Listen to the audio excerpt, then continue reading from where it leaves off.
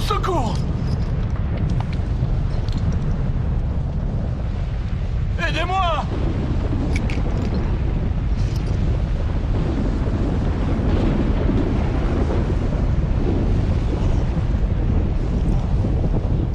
Au secours!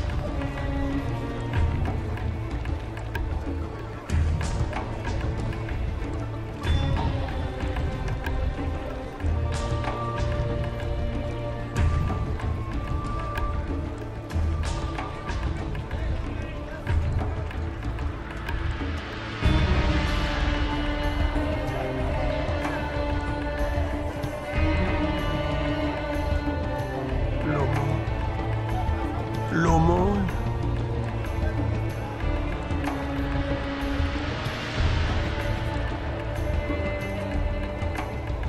L'aumône. L'aumône. Comment oses-tu me toucher? Tu veux que je sois aussi sale que toi?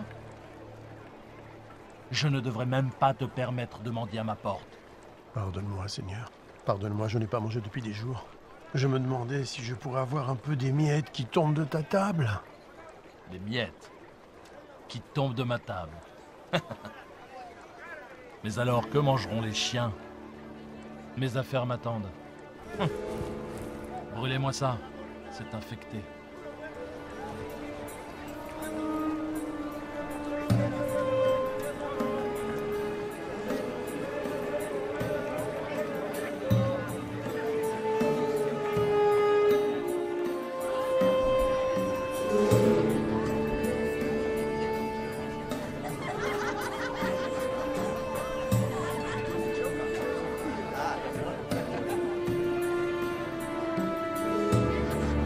Le voilà, enfin!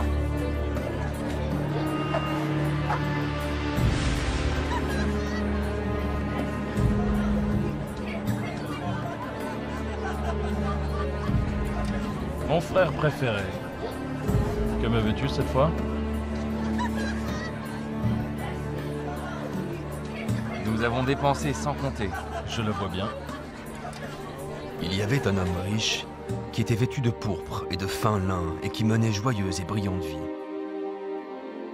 Un pauvre, nommé Lazare, était couché à sa porte, couvert d'ulcères et désireux de se rassasier des miettes qui tombaient de la table du riche.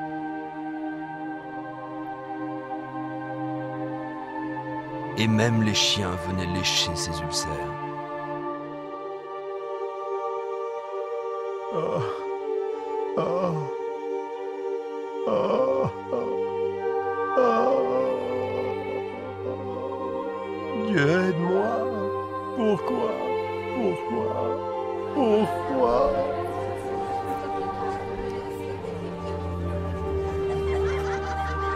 Et le moment fut venu pour les deux hommes de mourir et de passer de cette vie à l'autre.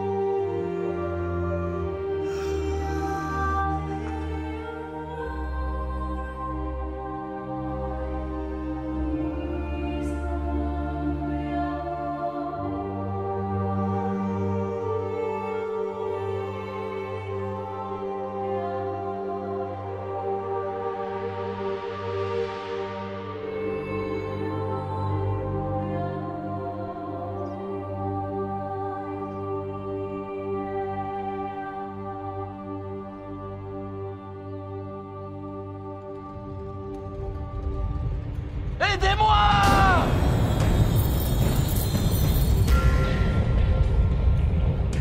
Au secours!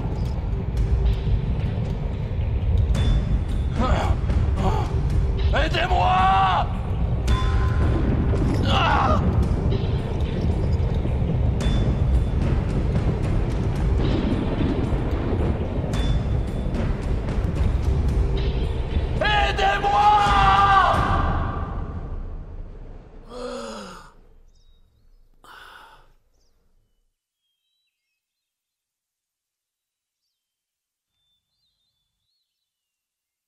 L'aumône.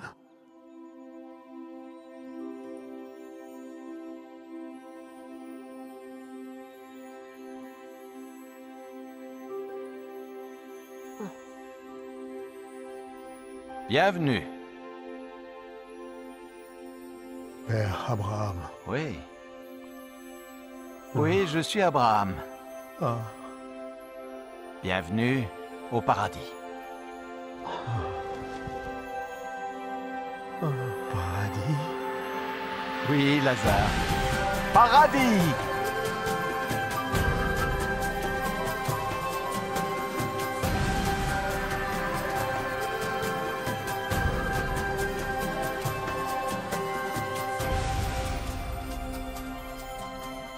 Nous avons préparé un banquet en ton honneur.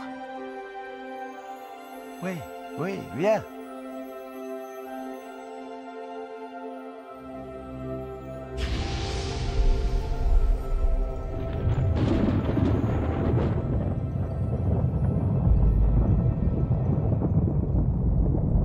Père Abraham! Père Abraham! Aie pitié de moi!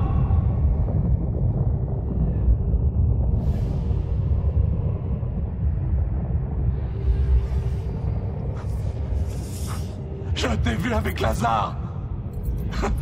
Envoie-le-moi! Pour qu'il trempe le bout de son doigt dans l'eau et me rafraîchisse la langue! Car je souffre cruellement dans ces flammes!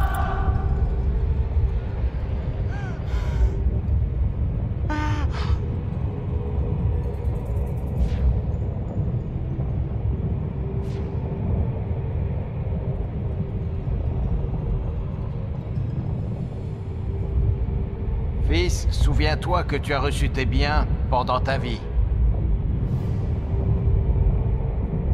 Et que Lazare a eu les maux pendant la sienne. Maintenant, il est ici consolé, et toi tu souffres. Je t'en prie! Je t'en prie! Par-dessus tout cela, il y a entre nous un grand abîme. Si quelqu'un voulait passer d'un côté à l'autre, il ne le pourrait pas. Et personne ne peut traverser de toi vers nous. Père Abraham, il y a une chose que je veux te demander. Envoie Lazare dans la maison de mon père, car j'ai 5 frères, pour qu'ils les avertissent, et qu'ils ne viennent pas eux aussi dans ce lieu de tourment.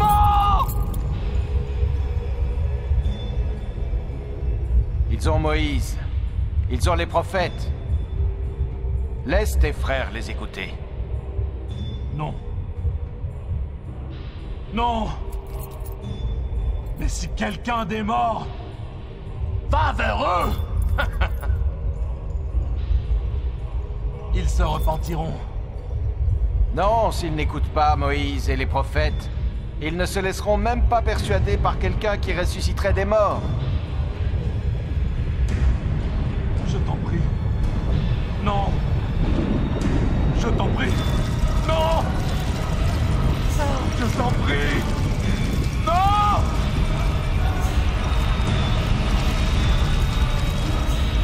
Non.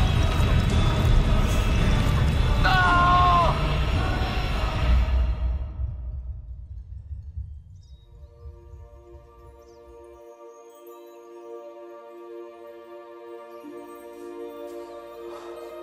Lazare, viens dans le lieu que ton père a préparé pour toi.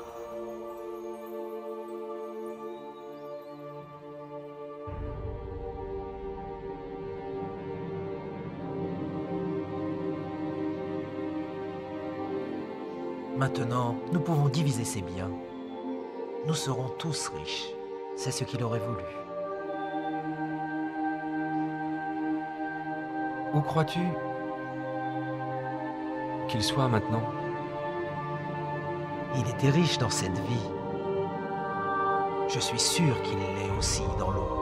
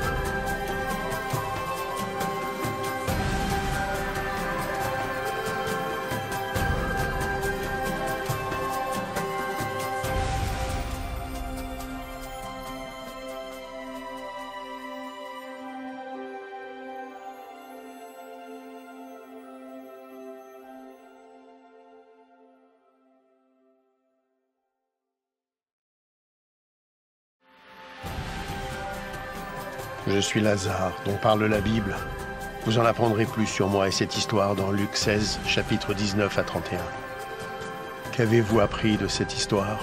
Comment pouvez-vous appliquer cette histoire à votre vie? Laissez-moi vous raconter certaines des choses que j'ai apprises de cette expérience. Ce que Dieu m'a enseigné. J'étais un homme très pauvre. En fait, j'étais tellement pauvre que j'en étais malade, que je n'avais personne pour s'occuper de moi. Même les chiens venaient me lécher. À cause de ma condition, je me sentais insignifiant et sans espoir dans ce monde. Mais ma foi en Dieu n'a pas vacillé. Et à ma grande joie, lorsque j'ai ouvert les yeux au paradis, j'ai appris que je n'étais pas insignifiant pour Dieu. Il connaissait toutes mes pensées. Il savait même combien j'avais voulu rencontrer Abraham. Alors il l'a envoyé, lui Abraham, pour m'accueillir et me souhaiter la bienvenue. Lorsqu'Abraham, le père de notre foi, m'a salué, je fus envahi par la joie. Comment un tel homme béni de Dieu pouvait-il s'intéresser à moi? Apparemment abandonné de Dieu et sans utilité. Vous êtes-vous déjà senti ignoré, oublié, insignifiant? Dieu ne vous a pas oublié. Où que vous soyez, qui que vous soyez, quels que soient vos problèmes, j'ai appris que personne n'était oublié de Dieu. Mon histoire prouve que rien ne peut nous séparer de l'amour de Dieu. Le riche était dominé par sa richesse, son influence et le luxe. Il traitait mieux ses animaux de compagnie que moi. Il aimait les biens de ce monde et en a profité pendant toute sa vie. Il y avait des jours où je me demandais si Dieu savait qu'il n'était même pas prêt à m'accorder les miettes qui tombaient de sa table. Je sais maintenant que Dieu regardait. Le riche n'avait jamais perdu sa fierté et son arrogance, même en enfer. Avez-vous remarqué qu'il a demandé que je le serve parce qu'il avait l'habitude d'être servi? L'enfer est plein de gens qui veulent être servis. Mais parce qu'il avait été servi sur terre, Abraham lui a dit qu'il avait déjà bénéficié des plaisirs et qu'ils étaient terminés. J'ai appris comme il est important pour Dieu que nous servions les autres sur terre. Plus spécialement, ceux qui sont faibles et qui souffrent. Mon histoire illustre la façon dont Dieu veut que nous utilisions notre argent, nos biens et notre influence. Il est clair qu'une courte période nous est accordée sur terre pour tester la façon dont nous utilisons ce que Dieu nous accorde, pour nous-mêmes ou pour les autres.